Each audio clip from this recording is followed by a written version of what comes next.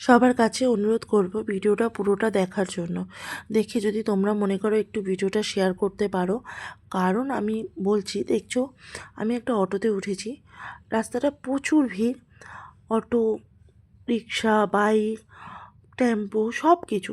তারপর হচ্ছে রাস্তাটার মধ্যে বাজারও বসে। তোমরা মিধা মার্কেটের নাম শুনেছো, এটা হচ্ছে সেই জায়গা, বাকুয়েটি মিধা মার্কেট। এখান থেকেই দাদার অটোতে আমরা উঠেছি।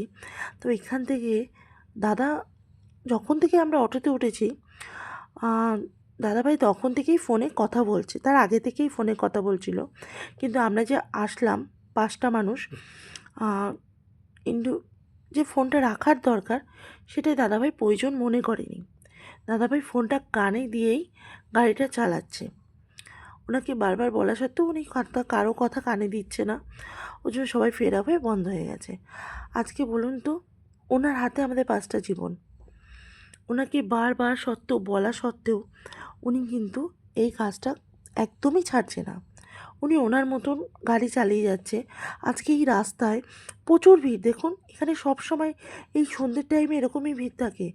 অটো, রিক্সা, সাইকেল, বাইক, মানুষ, মানে সারাক্ষণ গ্যাঞ্জাম থাকে রাস্তাটা। সেখানে উনি এই রকম কাজ করছে। ওনাকে বারবার আমরা বলছি ফোন রাখার কথা, রাখছে না।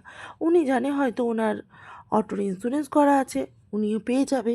কিন্তু আমাদের 5টা জীবন ওনার হাতে, সেটা উনি ভুলে গেছে। এত ভয় লাগছিল ওনার অটো চালানো দেখে, সত্যি বলছি, তখন কিছু করার ছিল না।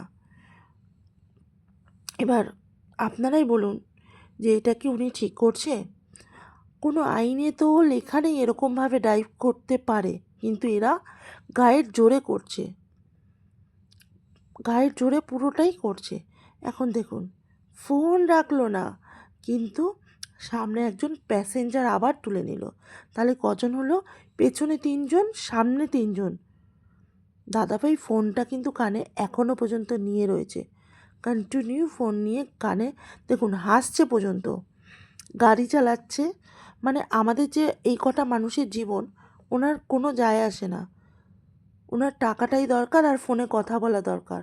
দেখুন, টাকা নেওয়ার সময়ও উনি ফোনে কথা বলছে। আপনারাই বলুন এটা কি উনি ঠিক করছে? আর যদি মনে করেন ঠিক করছে না, তাহলে শেয়ার করুন, যাতে এরকম ভুল কেউ না করে আর।